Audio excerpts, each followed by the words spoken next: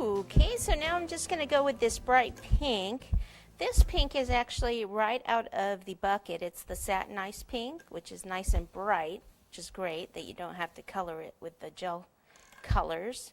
So there's that cutout. I'll take the purse cutter. I'm not going to worry about the top because the handle we're actually going to do in a different color. Oh, and almost forgot, I wanted to texture this. Almost forgot, I did forget. Okay, so this is what I'm going to do. This is a texture. It's a clay mat. It's probably easier to see here, or, you know, which the camera picked it. Probably can't pick it up there. Okay, and it has almost like a little chain look to it. So what I want to do, and I should have done this before I cut it out, is just kind of place it on here.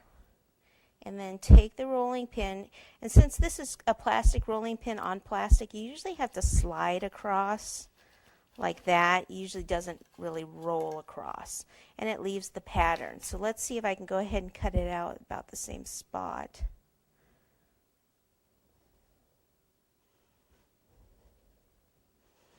Okay, so I went ahead and cut it. Let me remove this excess. And then this part that's out here, I just need to cut straight across, just like that. Okay, now I can pick this up. Any of these little frayed edges that I have here from not getting a nice enough cut, you just kind of fold those in. Bring this on over. I'll take some water, place it on the back, flip it back on over. Okay, remember to dry your hands after you have touched the water on the back. Now here you want to just be careful that you don't smooth it out so much that you're going to get rid of the pattern on the cookie. You want that showing. Okay, and that's good just like that. Okay, so now what we're going to do is add, I wanted a little white flap here that we're going to do the same zebra print on. So if I just roll out a little bit of the white, and what I thought I would use is a round cutter for the openings. This should probably be pretty good.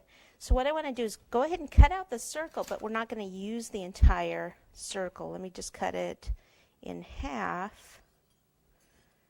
Okay. Let's see if that's, before I put water there, I want to make sure that that's going to be good. Okay, perfect. A little bit of water behind it. Place it right on top and in the middle, like so. Okay, so that's good. A little bit of color on there. All right, next step will be going to the black fondant. Okay, so I can go ahead and do my print there. So it's the same as we did the shoe. Roll out balls of fondant, finger on one side, finger on the other, thin it out a little in the middle, and we'll go across like this. This is a smaller area, so we'll probably do some smaller ones in here. Okay, so this is going to tie that shoe to that one. And we'll also be adding some other like silver elements here in a minute. Our handle is going to be black.